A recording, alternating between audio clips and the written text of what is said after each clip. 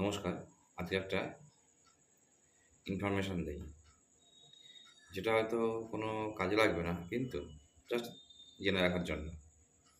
এই যে বিভিন্ন পুজোয় আমরা ঘট, ডাব, তিলকাঠি, কলা গাছ এগুলো ব্যবহার করি।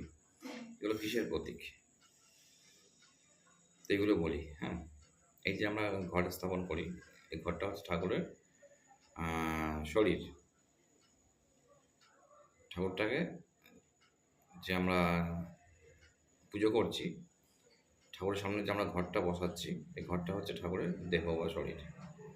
ঘটের উপর যে ডাবটা বসায় সেটা হচ্ছে ঠাকুরের মাথা। ডাবের যে শীষটা থাকে সেটা হচ্ছে ঠাকুরের চুল। এটা হলো ঘট এবং ডাবের ব্যাপারটা। এবার যে তিলকাঠি, ৪ কোণার ৪টে তিলকাঠি দেওয়া হয়। এটা হচ্ছে যে ৪টি বেদ আছে, ঋক, সাম, যজুঃ, অথর্ব। ৪টি বেদের প্রতীক হচ্ছে ৪টে তিলকাঠি।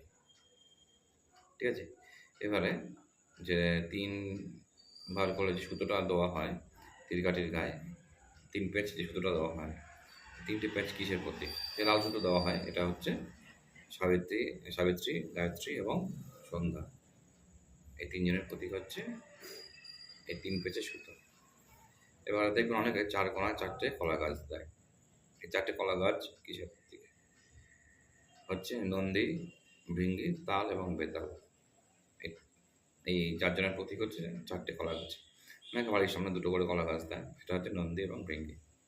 সুতরাং যে পুজোয় আমরা এগুলো ব্যবহার করি, এগুলো হচ্ছে এই জিনিসের প্রতীক। সামনে অনেক পুজো আছে, নিষ্ঠা করে শ্রদ্ধা সহ পূজা করতে হবে আমাদেরকে। মা আসছে আর কদিন পর।